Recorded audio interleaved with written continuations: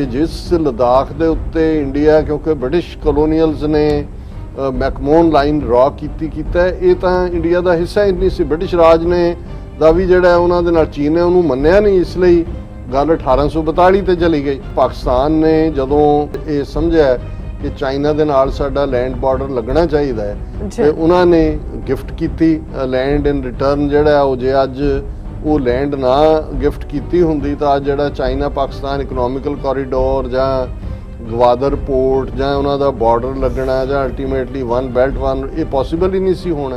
पहलां भारत दा उन्ना क्लेम रहिंदा सी कि जी पाकिस्तान ऑकूपाइड कश्मीर नूं कह दिंदे सी, आज़ाद कश्मीर नूं गिलगित बाल्टिस्तान की गल नहीं सी करते। अमरीका नूं ये लगदा भी चाइना जे उस दे नाल सिर कढवीं थां ते आ जांदा है ते अल्टीमेटली फ्यूचर दी जिहड़ी सुपर पावर है वो चाइना बनदा है।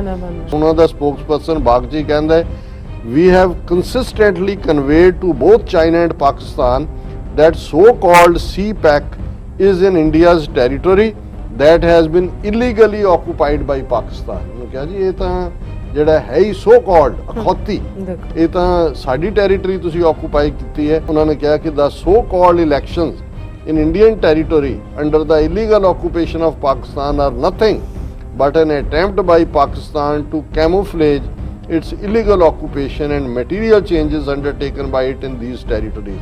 ये उन्हों दी फॉरेन मिनिस्ट्री ने कहा ते पाकिस्तान दे जिहड़े सिक्योरिटी एडवाइज़र ने और ISI चीफ वो वाशिंगटन आए।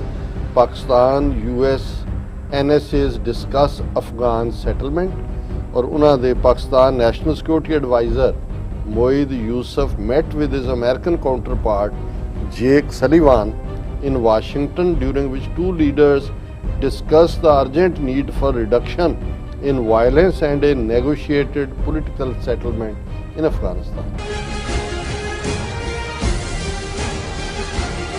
Welcome back on program. So viewers हुण आपां गलबात करन जा रहे हैं पाकिस्तान के हवाले नाल कि पाकिस्तान ने इस्लामाबाद विचले पार्टी डिप्लोमैट नूं तलब करके पाकिस्तान के आज़ाद कश्मीर के मामले विच दखल अंदाजी संबंधी सख्त वार्निंग दी है।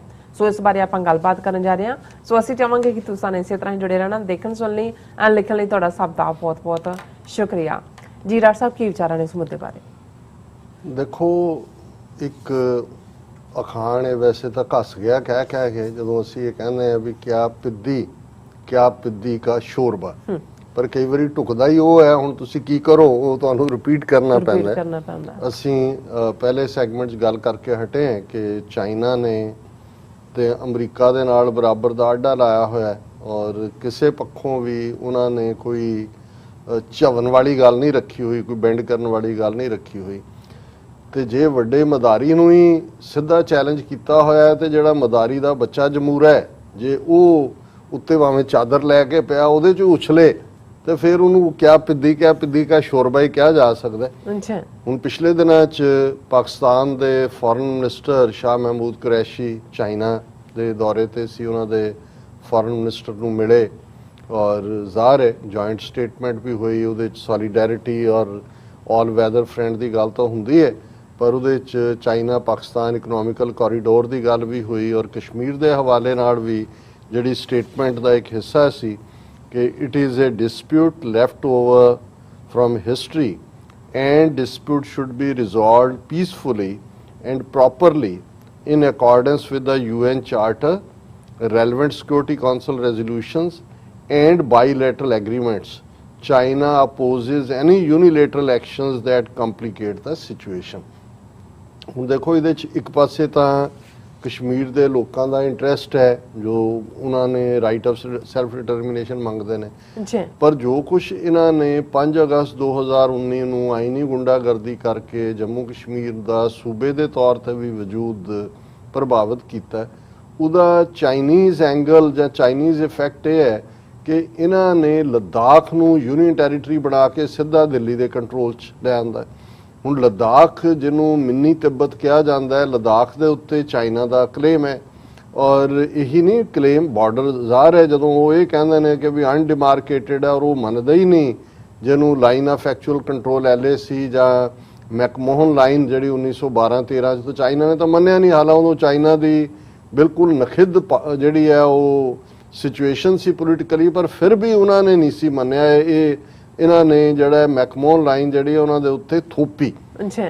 ਹੁਣ ਉਹਦੇ ਤੋਂ ਬਾਅਦ ਜਦੋਂ ਚਾਈਨਾ, ਕਿਉਂਕਿ ਇੰਡੀਆ ਹੀ ਖੁਦ ਲੈ ਕੇ ਗਿਆ ਜੰਮੂ ਕਸ਼ਮੀਰ ਦੇ ਕੇਸ ਨੂੰ UN security council disputed territory ਮੰਨਿਆ ਗਿਆ, ਸੋ ਚਾਈਨਾ ਵੀ ਜ਼ਾਹਰ ਹੈ ਇਸ ਗੱਲ ਦੇ ਉੱਤੇ ਉਡੀਕ 'ਚ ਹੋਏਗਾ ਕਿ ਜਦੋਂ ਇਹ ਹੱਕ ਮਿਲਦਾ ਘੱਟੋ ਘੱਟ ਜਿਹੜੀ ਵੀ ਫਿਊਚਰ ਦੀ ਸਿਚੁਏਸ਼ਨ ਜੰਮੂ ਕਸ਼ਮੀਰ ਦੀ ਹੁੰਦੀ ਆ ਉਹਦੇ ਨਾਲ ਉਹ ਡੀਲ ਕਰੇ। ਇੰਡੀਆ ਨੂੰ ਤਾਂ ਉਸ ਦਾ ਹੱਕਦਾਰ ਹੀ ਨਹੀਂ ਮੰਨਦਾ। ਔਰ ਇਹ ਗੱਲ ਮੈਂ ਅੱਗੇ ਵੀ ਕਹੀ, ਔਰ ਇਹ ਜਿਹੜੀ ਹੈ ਰਾਜਮੋਹਨ ਗਾਂਧੀ ਨੇ ਜਿਹੜੀ ਆਪਣੀ ਕਿਸੇ ਕਿਤਾਬ ਦੇ ਵਿੱਚ ਲਿਖੀ ਹੈ ਕਿ ਜਦੋਂ ਉਹ as a journalist Atal Bihari Vajpayee ਜਦੋਂ ਕਿ ਫੋਰਨ ਮਿਨਿਸਟਰ ਸੀ ਮੋਰਾਰਜੀ ਦੇਸਾਈ ਦੀ ਕੈਬਨਿਟ ਦਾ, ਔਰ ਚੀਨ ਦੇ ਦੌਰੇ ਤੇ ਗਏ, ਔਰ ਜਦੋਂ ਉਹਨਾਂ ਨੇ ਲਦਾਖ 'ਚ ਬਾਰਡਰ ਸੈਟਲ ਕਰਨ ਦੀ ਗੱਲ ਕੀਤੀ ਤੇ ਇਹ ਐਜ਼ ਪਰ ਰਾਜਮੋਹਨ ਜਿਹੜਾ ਗਾਂਧੀ ਉਹਨੇ ਕਿਹਾ ਚਾਈਨਾ ਦੇ ਫੋਰਨ ਮਿਨਿਸਟਰ ਨੇ ਕਿ ਵੀ ਇਹ ਤਾਂ ਤੁਹਾਡਾ ਨਾਲ ਤਾਂ ਸਾਡਾ ਕੋਈ ਡੀਲ ਹੀ ਨਹੀਂ ਹੈ, ਇਹ ਤਾਂ ਸਿੱਖ ਰਾਜ ਦੇ ਵੇਲੇ 1842 ਦੇ ਵਿੱਚ ਬਾਰਡਰ ਅਸੀਂ ਉਹਨਾਂ ਦੇ ਨਾਲ, ਜਦੋਂ ਉਹਨਾਂ ਦਾ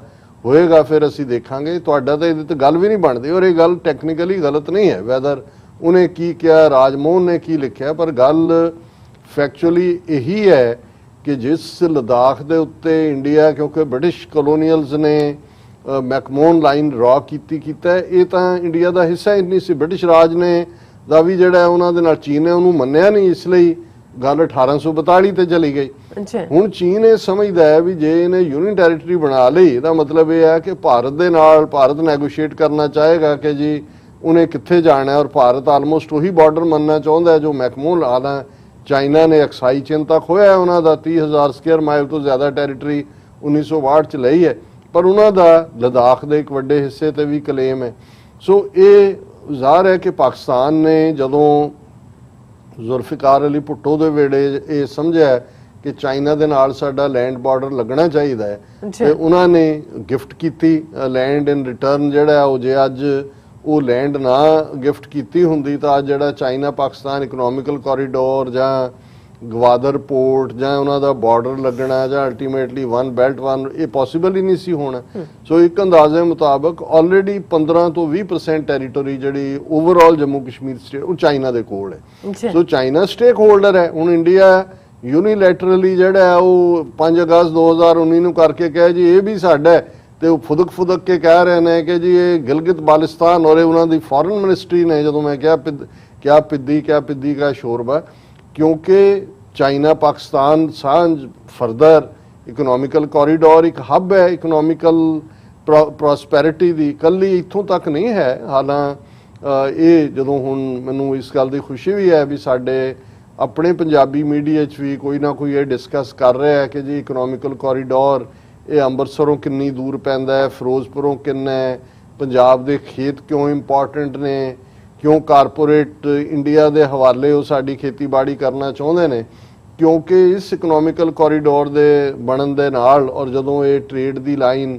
ਜਿਹੜੀ ਕਿ ਪੁਰਾਣੇ ਸਿਲਕ ਰਾਊਟ ਨੂੰ ਵੀ ਪਿੱਛੇ ਛੱਡ ਦੇਗੀ, ਔਰ ਜ਼ਾਹਰ ਹੈ ਕਿ ਇਹ ਗੱਲ ਉਸ ਡੋਮੀਨੈਂਸ ਨੂੰ ਖਤਮ ਕਰ ਦੇਗੀ। ਹੁਣ ਤੱਕ ਅਸੀਂ ਵਪਾਰਕ ਤੌਰ ਤੇ ਪੰਜਾਬ ਸਾਡਾ ਉਹ ਬੇਸ਼ੱਕ ਲਹਿੰਦਾ ਪੰਜਾਬ ਹੈ ਜਾਂ ਚੜ੍ਹਦਾ ਪੰਜਾਬ ਹੈ, ਕਿਉਂਕਿ ਮਹਾਰਾਜਾ ਰਣਜੀਤ ਸਿੰਘ ਦੇ ਵੇਲੇ ਤਾਂ ਕੰਪਲੀਟ ਪੰਜਾਬ ਸੀ, ਲੇਕਿਨ ਉਦੋਂ ਵੀ ਇੱਕ ਵੱਡਾ ਡਰਾਬੈਕ ਸੀ ਜਿਹੜਾ ਕਰਕੇ ਇੰਟਰਨੈਸ਼ਨਲ ਤੁਸੀਂ ਪਾਵਰ ਨਹੀਂ ਸੀ ਬਣ ਸਕਦੇ ਕਿ ਤੁਹਾਡੀ ਪਾਣੀ ਤੱਕ ਐਕਸੈਸ ਨਹੀਂ ਸੀ, ਸਮੁੰਦਰ ਨਹੀਂ ਸੀ, ਕਿਉਂਕਿ ਵੱਡੀ ਤਾਕਤ ਬਣਦਾ ਹੀ ਉਹ ਸੀ, ਉਹ ਸਮੁੰਦਰ ਹੈ।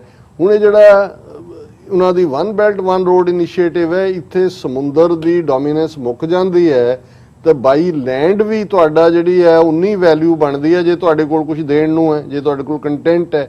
ਹੁਣ ਫਰਟੀਲ ਜ਼ਮੀਨਾਂ ਦਾ ਹੋਣਾ, ਜ਼ਮੀਨ 'ਚ ਤੁਸੀਂ ਜੋ ਮਰਜ਼ੀ ਪੈਦਾ ਕਰੋ, ਔਰ ਉਹਦੇ ਲਈ ਸਾਰੇ ਸੈਂਟਰਲ ਏਸ਼ੀਆ ਤੋਂ ਲੰਘ ਕੇ ਯੂਰਪ ਤੱਕ ਦੀ ਮਾਰਕੀਟ, ਔਰ ਕੱਲਾ ਇਹ ਰੋਡ ਸਾਈਡ ਹੀ ਨਹੀਂ ਹੈ, ਪਾਣੀਆਂ ਦੇ ਵਿੱਚ ਵੀ ਇਹ ਰਾਹ ਹੈ, ਕਿਉਂਕਿ ਜਦੋਂ ਅਸੀਂ ਵਨ ਬੈਲਟ ਵਨ ਰੋਡ ਬਹੁਤਿਆਂ ਨੂੰ ਲੱਗਦਾ ਵੀ ਸੜਕ ਦੀ ਗੱਲ ਹੀ ਹੈ, ਇਹ ਲਿੰਕਡ ਰੇਲਵੇ ਵੀ, ਬੱਸਾਂ ਵੀ, ਪਾਣੀ ਵੀ।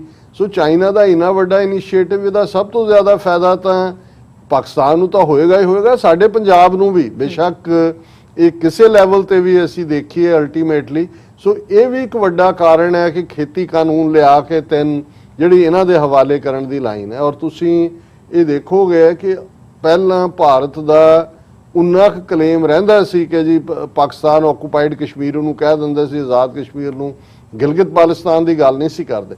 ਹੁਣ ਤੁਸੀਂ ਦੇਖੋਗੇ ਕਿ ਰਿਪੀਟਡਲੀ, ਕਿਉਂਕਿ ਅਮਰੀਕਾ ਨੂੰ ਇਹ ਵਾਰ ਤਾਂ ਅਲਟੀਮੇਟਲੀ ਉਹੀ ਧਨਾਡਾਂ ਦੀ ਹੈ। ਅਮਰੀਕਾ ਨੂੰ ਇਹ ਲੱਗਦਾ ਵੀ ਚਾਈਨਾ ਜੇ ਉਸ ਦੇ ਨਾਲ ਸਿਰ ਕੱਢਵੀਂ ਥਾਂ ਤੇ ਆ ਜਾਂਦਾ ਹੈ ਤੇ ਅਲਟੀਮੇਟਲੀ ਫਿਊਚਰ ਦੀ ਜਿਹੜੀ ਸੁਪਰ ਪਾਵਰ ਹੈ ਉਹ ਚਾਈਨਾ ਬਣਦਾ ਹੈ। ਸੋ ਉਹ ਹਰ ਹਾਲਤ 'ਚ ਇਸ ਇਕਨੋਮਿਕਲ ਕਾਰੀਡੋਰ ਨੂੰ ਜਾਂ ਇਹ one belt one road initiative ਨੂੰ ਰੋਕਣਾ ਚਾਹੁੰਦੇ ਨੇ। ਔਰ ਇੰਡੀਆ ਦੇ ਨਾਲ ਜਿਹੜੀ ਸਾਂਝ ਭਿਆਲੀ ਹੈ ਉਹ ਕੋਈ ਇਹ ਨਹੀਂ ਹੈ ਵੀ ਇੰਡੀਆ ਨੂੰ ਕੋਈ ਉਹਨਾਂ ਨੇ ਟੈਰੀਟਰੀ ਜਿੱਤ ਕੇ ਦੇਣੀ ਹੈ। ਉਹਨਾਂ ਨੇ ਇੰਡੀਆ ਨੂੰ ਉਨਾ ਕੀ ਵਰਤਣਾ ਜਿਹਦੇ ਥੱਲੇ ਉਹਨੂੰ ਉਹ ਬੰਦ ਕਰਾ ਸਕਣ, ਬੰਦ ਤਾਂ ਨਹੀਂ ਹੋਣਾ, ਡਿਲੇ ਕਰ ਸਕਣ, ਜਿਹਨੂੰ ਪੰਜਾਬੀ 'ਚ ਕਹਿੰਦੇ ਨੇ ਕਿ ਤੁਸੀਂ ਟਿੰਡ 'ਚ ਘਾਨਾ ਪਾ ਦਿਓ। ਹੁਣ ਇਹ ਜਿਹੜੀ ਸਟੇਟਮੈਂਟ ਚਾਈਨਾ ਨੇ ਦਿੱਤੀ ਇਸ ਦੇ ਉੱਤੇ ਜਿਹੜਾ ਇੰਡੀਆ ਨੇ ਬੜਾ ਰਿਐਕਟ ਕੀਤਾ। ਉਹਦੇ 'ਚ ਉਹ ਇਹ ਕਹਿ ਰਹੇ ਨੇ ਕਿ on the joint press release making a reference to the so called China Pakistan economical corridor. ਉਹਨਾਂ ਦਾ ਸਪੋਕਸਪਰਸਨ ਬਾਗਚੀ ਕਹਿੰਦਾ ਹੈ we have consistently conveyed to both China and Pakistan that so-called CPEC is in India's territory that has been illegally occupied by Pakistan। ਉਹਨੇ ਕਿਹਾ ਜੀ ਇਹ ਤਾਂ ਜਿਹੜਾ ਹੈ ਹੀ ਸੋ ਕਾਲਡ ਅਖੌਤੀ, ਇਹ ਤਾਂ ਸਾਡੀ ਟੈਰੀਟਰੀ ਤੁਸੀਂ ਆਕੂਪਾਈ ਕੀਤੀ ਹੈ। We resolutely oppose any attempts by other countries to change the status quo in areas illegally occupied by Pakistan, as also to Pakistan bringing up any material change in Indian territories under its illegal occupation। We call upon parties concerned to cease। ਇਹ warning ਦੇ ਰਿਹਾ ਕਿ ਜੀ ਬੰਦ ਕਰੋ, ਇਹ ਤੁਹਾਡਾ ਕੋਈ ਨਹੀਂ ਹੈ। ਹੁਣ ਹਾਲਾਂਕਿ ਜੇ ਇਹਨੂੰ ਤੁਸੀਂ ਹਿਸਟੋਰੀਕਲ ਕੰਟੈਕਸਟ ਜਾ ਕੇ ਦੇਖੋ ਤੇ ਜਿਹੜਾ ਗਿਲਗਿਤ ਬਾਲਿਸਤਾਨ ਵਾਲਾ ਹੈ ਇਹ ਆਲਰੇਡੀ ਅੰਗਰੇਜ਼ਾਂ ਦੇ ਡਾਇਰੈਕਟ ਕੰਟਰੋਲ ਦੇ ਥੱਲੇ ਸੀ, ਹਰੀ ਸਿੰਘ ਦੀ ਮਲਕੀਅਤ ਵੀ ਨਹੀਂ ਸੀ। ਔਰ ਉਹ ਉੱਥੋਂ ਦੇ ਜਿਹੜਾ ਅੰਗਰੇਜ਼ ਸੀ ਲੋਕਾਂ ਦੇ ਵਿਊਜ਼ ਨੂੰ ਦੇਖਦਿਆਂ ਹੋਇਆਂ, ਲੋਕਾਂ ਦੀਆਂ ਭਾਵਨਾਵਾਂ ਨੂੰ ਆਪਣੇ ਤੌਰ ਤੇ ਉਹਨੇ ਐਕਸੀਡ ਕੀਤਾ ਸੀ ਪਾਕਿਸਤਾਨ ਦੇ ਨਾਲ। ਪਰ ਇੱਕ ਡਿਫਰੈਂਟ ਕਹਾਣੀ ਹੈ। ਹੁਣ ਕੱਲਾ ਇਹ ਜਦੋਂ ਫਿਰ ਕੋਈ ਚਾਂਬਲਦਾ ਹੈ, ਚਾਂਬਲਣ ਦਾ ਮਤਲਬ ਹੀ ਇਹ ਹੁੰਦਾ ਕਿ ਵੀ ਆਪਣੀ ਔਕਾਤ ਤੋਂ ਪਰੇ ਜਾਣਾ। ਇਧਰ ਚੀਨ ਔਰ ਪਾਕਿਸਤਾਨ ਦੀ ਜੁਆਇੰਟ ਸਟੇਟਮੈਂਟ ਤੇ ਸੋ ਕਾਲਡ ਸੀਪੈਕ ਔਰ ਦੂਜਾ ਕਰੋ। ਫਿਰ ਪਾਕਿਸਤਾਨ ਦੇ ਵਿੱਚ ਅਸੀਂ ਪਿਛਲੇ ਦਿਨਾਂ 'ਚ ਦੇਖਿਆ ਕਿ ਪਾਕਿਸਤਾਨ ਨੇ ਆਜ਼ਾਦ ਕਸ਼ਮੀਰ ਦੇ ਵਿੱਚ ਚੋਣਾਂ ਕਰਵਾਈਆਂ ਨੇ ਔਰ ਜੁਲਾਈ 25 ਨੂੰ ਇਹ ਇਲੈਕਸ਼ਨਸ ਹੋਈਆਂ ਔਰ ਇਮਰਾਨ ਖਾਨ ਔਰਾਂ ਦੀ ਪਾਰਟੀ ਤਹਿਰੀਕ-ਏ ਇਨਸਾਫ ਉਹਨੇ ਜਿਹੜਾ ਉਹ ਸਵੀਪ ਕੀਤੀਆਂ ਨੇ ਇਲੈਕਸ਼ਨਸ। ਉਹਨਾਂ ਦੀ ਜਿਹੜੀ ਪੀਪਲਸ ਪਾਰਟੀ ਹੈ ਪਾਕਿਸਤਾਨ ਵੀ ਉਹ ਨੰਬਰ 2 ਤੇ ਔਰ ਨਵਾਜ਼ ਸ਼ਰੀਫ ਦੀ ਪਾਰਟੀ ਜਿਹੜੀ ਮੁਸਲਿਮ ਲੀਗ ਨਵਾਜ਼ ਹੈ ਉਹ ਤੀਸਰੇ ਨੰਬਰ ਤੇ ਰਹੀ।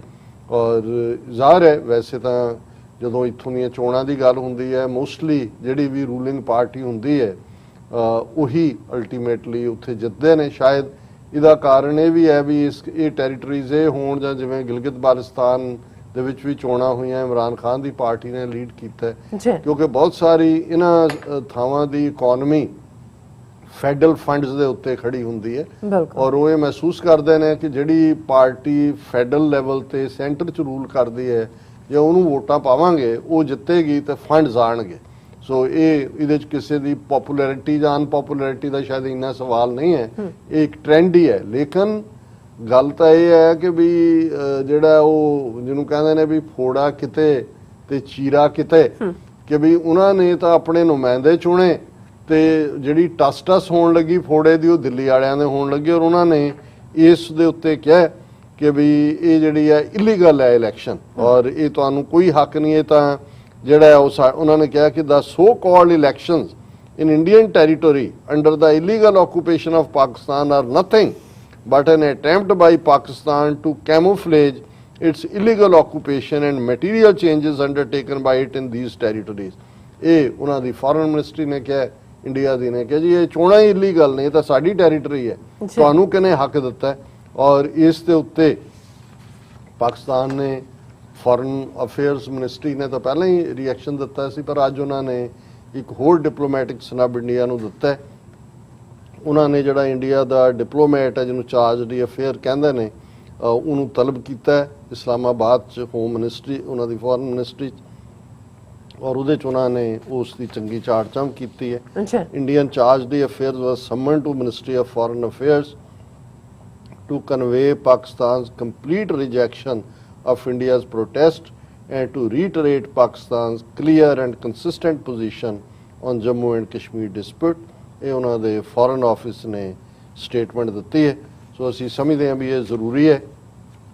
ਪਾਕਿਸਤਾਨ ਵੀ ਲੇਟਲੀ ਜਿਹੜਾ ਹੈ ਕਾਫੀ ਐਗਰੈਸਿਵ ਡਿਪਲੋਮੇਸੀ 'ਚ ਯਕੀਨ ਕਰਦਾ, ਜਿਹੜਾ ਇੱਕ ਚੰਗਾ ਪਾਰਟ ਹੈ। ਔਰ ਜਿਵੇਂ ਅਸੀਂ ਦੱਸਿਆ ਵੀ ਇਸ ਵੇਲੇ ਭਾਰਤ ਪੂਰੀ ਤਰ੍ਹਾਂ ਫਰਸਟ੍ਰੇਟ ਹੈ।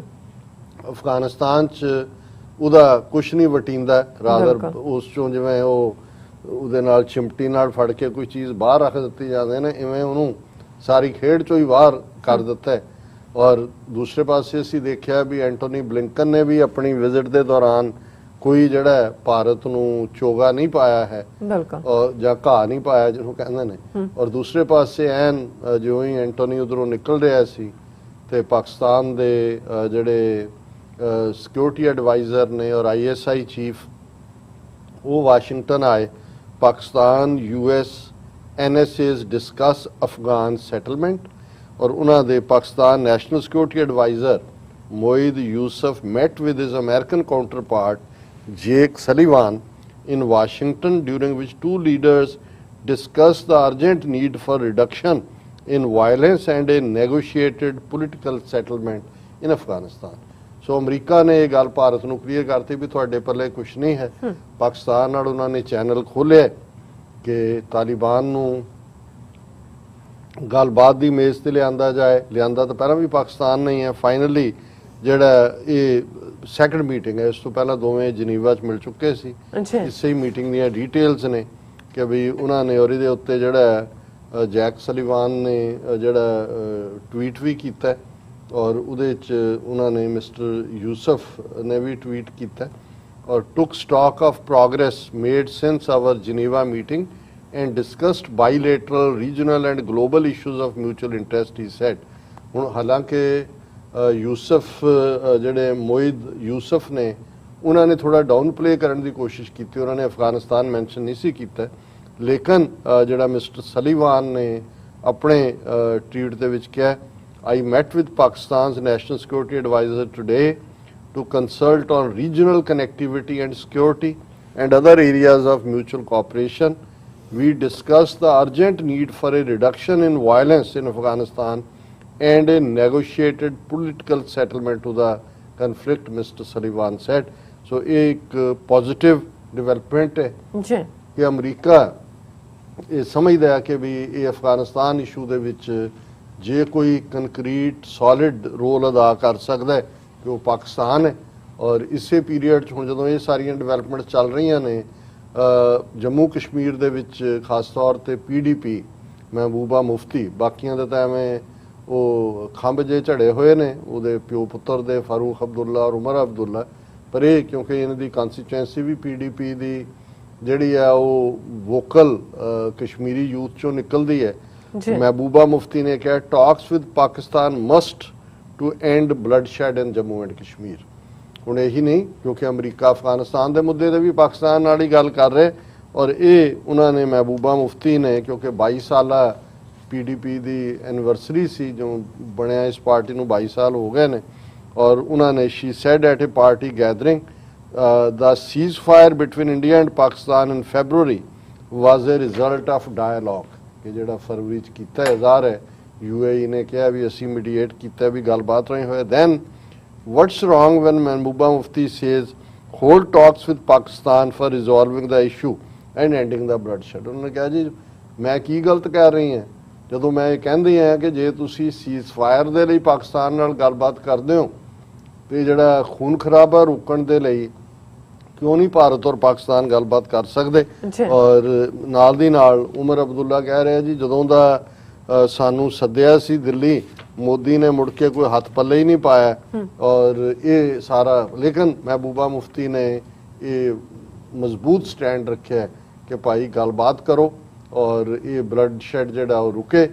ਔਰ ਅਸੀਂ ਸਮਝਦੇ ਹਾਂ ਵੀ ਇਹ ਸਾਰੀਆਂ ਡਿਵੈਲਪਮੈਂਟਸ ਉਸ ਖਿੱਤੇ ਦੀਆਂ ਜੇ ਪਾਕਿਸਤਾਨ ਦੇ ਹੱਕ 'ਚ ਜਾਂਦੀਆਂ ਨੇ, ਸਾਡੇ ਵੀ ਹੱਕ 'ਚ ਜਾਂਦੀਆਂ, ਕਿਉਂਕਿ ਸਾਡਾ ਨਾ ਸਿਰਫ ਖਿੱਤੇ ਦੇ ਵਿੱਚ ਤੀਸਰੀ ਧਿਰ ਵਜੋਂ ਰੋਲ ਹੈ, ਇੱਕ ਪਾਸੇ ਨਿਊਕਲੀਅਰ ਇੰਡੀਆ ਹੈ, ਨਿਊਕਲੀਅਰ ਪਾਕਿਸਤਾਨ ਹੈ, ਜਾਂ ਤੀਸਰੀ ਧਿਰ ਨਿਊਕਲੀਅਰ ਚਾਈਨਾ ਹੈ, ਅਸੀਂ ਇੱਕ ਬਫਰ ਜ਼ੋਨ ਹੈ, ਉੱਥੇ ਸਾਡੇ ਇੰਟਰਸਟ ਉਸ ਧਰਤੀ ਦੇ ਨਾਲ ਔਰ ਕਸ਼ਮੀਰ ਦੀ ਆਜ਼ਾਦੀ ਨਾਲ, ਖਾਲਿਸਤਾਨ ਦੀ ਆਜ਼ਾਦੀ ਵੀ ਜੁੜੀ ਹੋਈ ਹੈ।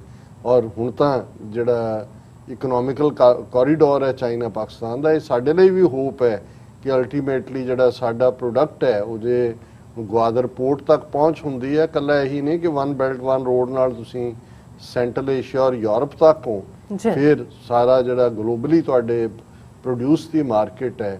ਔਰ ਇਹ ਵੀ ਕਿਉਂਕਿ ਫਾਰਮਰਸ ਐਜੀਟੇਸ਼ਨ ਤੇ ਹੋਰ ਬਹੁਤ ਸਾਰੇ ਐਂਗਲ ਡਿਸਕਸ ਹੋ ਰਹੇ ਨੇ, ਇਹਨੂੰ ਤੁਸੀਂ ਦੇਖੋਗੇ ਕਿ ਕਿਸੇ ਨੇ ਨਹੀਂ, ਅੱਜ ਮੈਂ ਕਿਸੇ ਦਾ ਰਾਈਟ ਅਪ ਦੇਖਿਆ ਪੰਜਾਬ 'ਚ, ਮੈਂ ਕਿਹਾ ਵੀ ਚਲੋ ਪੰਜਾਬ ਦੇ ਲੋਕਾਂ ਨੂੰ ਵੀ ਸਮਝ ਆਣੀ ਸ਼ੁਰੂ ਹੋਈ ਵੀ ਇਕਨੋਮਿਕਲ ਕੋਰੀਡੋਰ ਇਹ ਬਿਟਵੀਨ ਚਾਈਨਾ ਐਂਡ ਇੰਡੀਆ ਜਾਂ ਚਾਈਨਾ ਐਂਡ ਅਮਰੀਕਾ ਨਹੀਂ ਹੈ, ਇਹਦੇ 'ਚ ਵੀ ਸਿੱਖ ਇੰਟਰਸਟ ਵੀ ਐਟ ਸਟੇਕ। ਜੀ ਡਾਕਟਰ ਸਾਹਿਬ, ਤੁਹਾਡਾ ਬਹੁਤ ਬਹੁਤ ਧੰਨਵਾਦ। ਸੋ ਇੱਥੇ ਲੈਣੇ ਬ੍ਰੇਕ। ਵਿਊਅਰਸ ਤੁਸੀਂ ਇਸੇ ਤਰ੍ਹਾਂ ਜੁੜੇ ਰਹਿਣਾ, ਮਿਲਦੇ ਹਾਂ ਛੋਟੇ ਜਿਹੇ ਵਕਫੇ ਤੋਂ ਬਾਅਦ।